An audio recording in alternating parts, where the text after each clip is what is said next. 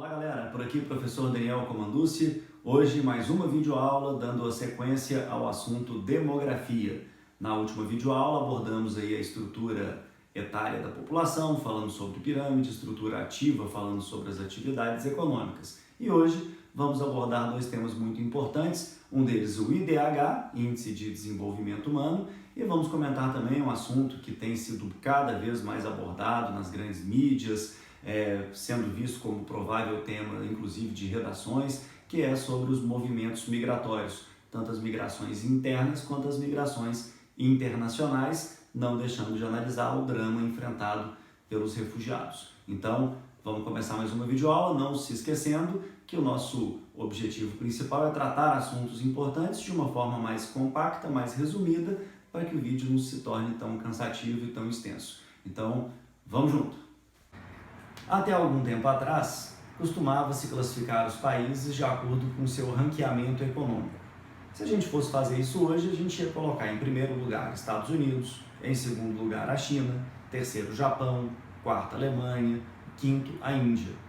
No entanto, o grande contraste que surgiu a partir da criação do IDH é exatamente mostrar que os países que são os mais ricos, que têm as maiores economias, nem sempre são aqueles que refletem a melhor qualidade de vida. É isso aí, gente. O IDH, Índice de Desenvolvimento Humano, ele objetiva classificar os países não de acordo com a sua economia, e sim de acordo com a sua qualidade de vida. Curioso nisso é que a Noruega, país que não figura sequer entre as 20 maiores economias do mundo, é o melhor IDH do planeta. Para se calcular o IDH, desde os anos 90, a ONU utiliza os seguintes critérios. O critério de saúde, pegando informações como expectativa de vida, mortalidade infantil, que vão refletir diretamente a qualidade da saúde de um país. Vamos pensar junto aí. Um país que tem uma expectativa de vida mais elevada, naturalmente é um país que tem um sistema de saúde melhor. Um país que apresenta uma mortalidade infantil muito alta, por exemplo, tem um sistema de saúde mais precário. Então, a ONU acerta e muito ao considerar a saúde um elemento indicador da qualidade de vida. Educação. Educação, pois bem, através da educação nós temos aí cálculo do analfabetismo, há de se considerar o tempo de permanência das pessoas na escola, e através da educação a qualidade de vida ela se reflete de uma maneira muito direta, uma vez que através da educação qualifica-se mão de obra. Através da qualificação da mão de obra consegue-se bons empregos e, por fim, temos uma boa renda, que é o terceiro elemento para se medir o IDH. A renda, ela compreende o poder de compra da população. Tendo uma boa renda, você tem uma boa qualidade de vida, você tem, pelo menos, com boa saúde, boa educação e boa renda, você tem as ferramentas para que uma qualidade de vida boa possa surgir a partir daí. Ao comparar esses três indicadores, a ONU vai atingir números que variam de 0 até 1. Quanto mais perto de 1, melhor é o IDH. Quanto mais perto de 0, pior é o IDH. Temos aqui ao lado o ranking com os países com a melhor qualidade de vida. Os 5 primeiros colocados, temos aí Noruega, Austrália, Suíça, Dinamarca e também Singapura. E o Brasil, que apesar de figurar há um bom tempo entre as 10 maiores economias do mundo, infelizmente apresenta aí uma modesta 79ª posição no IDH. A China também, como segunda maior economia do mundo, está apenas na 91ª posição. Portanto, um contraste evidente em relação ao IDH apresenta-se especialmente em Europa e África. A Europa e a África, dois continentes tão próximos geograficamente, mas ao mesmo tempo tão distantes. Se você considera os 20 melhores IDHs do mundo, você vai ver que 13 países são europeus. E dos 20 piores, mais de 15 ou 16 são pelo menos países africanos aí. Deslocamentos migratórios. Um assunto também de muita relevância, de grande importância. Nos últimos tempos tem surgido aí como temas de redação, como questões de diversos vestibulares, não apenas do Enem.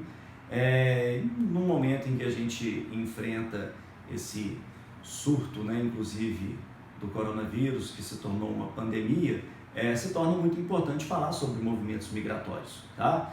Por que a gripe espanhola não se expandiu tanto quanto o corona? Porque não havia uma migração tão intensa de pessoas pelo mundo, seja pelo motivo do turismo, do lazer, seja por motivo de trabalho. Hoje o deslocamento de pessoas é cada vez maior, visto inclusive que o primeiro caso que foi notificado no Brasil do coronavírus foi de um brasileiro que veio do exterior. Foram casos importados, como em tantos outros países aí.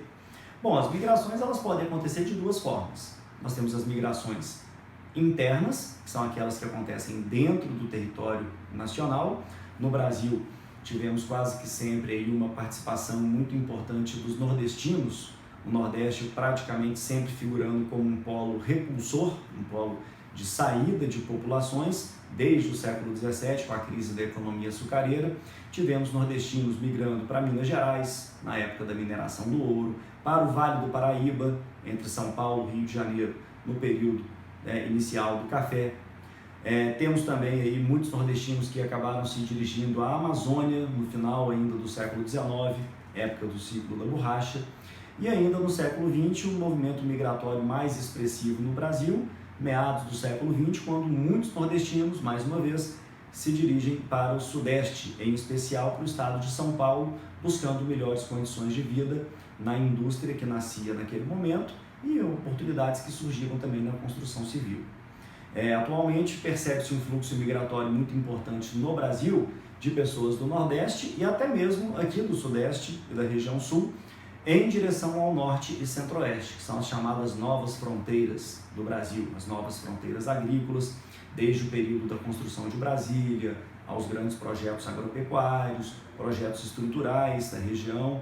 Essas regiões têm demandado uma crescente necessidade de mão de obra, e mão de obra muitas vezes qualificada que tem saído dessas regiões para ajudar no processo de povoamento. Um exemplo importante da região Centro-Oeste, que até o período Juscelino Kubitschek, época da construção de Brasília, não tinha nem 300 mil habitantes, hoje tem praticamente 15 milhões de pessoas. Sinal de que esses projetos estão trazendo resultados. A mineração também no estado do Pará, é importante que seja lembrada, como projetos de estímulo ao desenvolvimento econômico. E outros tantos projetos vinculados a desenvolvimento sustentável, por causa da Amazônia, que podem ser explorados aí nessa região. E muito bem, por fim, falando sobre as migrações externas, que são aquelas onde há transposição de fronteiras, as migrações internacionais, elas se apresentam de duas maneiras bem distintas.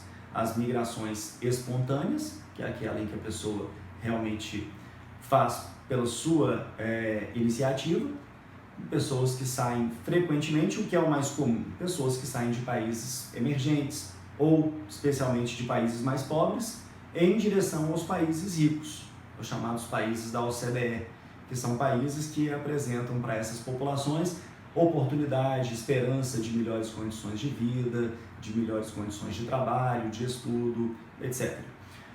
O problema maior que vem sendo enfrentado por essa população dos países mais pobres, ao chegar em países ricos, é um aumento cada vez mais expressivo das barreiras imigratórias, aumento também cada vez mais expressivo de movimentos que propagam a xenofobia, a aversão ao estrangeiro. Há pouco tempo atrás, por exemplo, Portugal fazia uma campanha onde o próprio governo estimulava a campanha Portugal para os portugueses, baseado no slogan "Chega de imigração, nacionalismo é a solução". Quando você percebe que um governo estimula isso, é o governo que está legitimando o processo xenofóbico.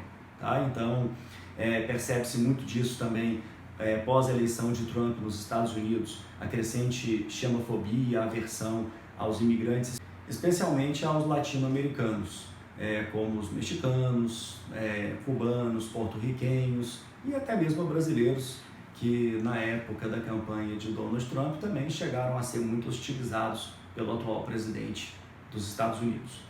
Outro modelo também, que muitas pessoas insistem em tratar como movimento migratório, muito embora eu pense que seja completamente equivocada essa ideia, é o caso dos refugiados.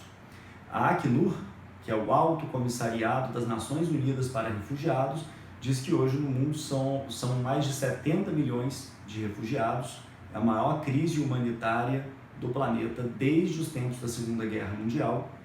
E quando a gente fala em refugiado e imigrante, é importante a gente separar muito bem isso. O imigrante ele está em busca de melhores condições de vida, o refugiado ele está em busca de sobrevivência, a princípio, né? Primeiro a sobrevivência para depois pensar nas melhores condições de vida. A população da Síria, vítimas de uma guerra civil que já se prolonga aí por 9 anos praticamente. A população da Venezuela, que enfrenta a mais grave crise econômica da sua história. A população do Haiti, que depois de 2010, do mais grave terremoto que acabou atingindo o país, também se torna uma população refugiada. Há de se lembrar que o Haiti sempre foi o país mais pobre das Américas. A situação foi piorada muito a partir daí. Situações de ditadura, onde as populações acabam sendo exiladas. Tudo isso acaba refletindo o drama enfrentado pelos refugiados. Em função disso, para a Acnur, já dito um órgão vinculado às Nações Unidas, os refugiados eles são elegíveis à condição de proteção internacional. A ONU não tem conseguido exercer essa proteção com muita eficácia, uma vez que são muitos, já dito há pouco, 70 milhões de refugiados pelo mundo.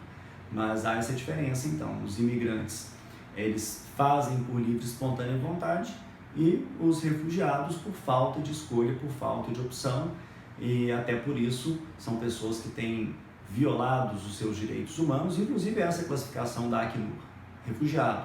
Pessoas que estão vivendo fora dos seus países de origem por estarem sofrendo algum tipo de violação aos direitos humanos, motivo pelo qual essas pessoas são abraçadas e apoiadas pelas Nações Unidas e pela maioria dos países que podem fazer, né, o que está na Declaração Universal dos Direitos Humanos. Muito bem, pessoal, esse foi o nosso conteúdo da aula de hoje, muitos assuntos relacionados aí à geografia humana, demográfica. Espero vocês aí numa próxima aula. Muito obrigado, deixe seu comentário aí, fale se você gostou. Estamos buscando melhorar sempre aí para vocês. Um grande abraço, até a próxima, tchau, tchau.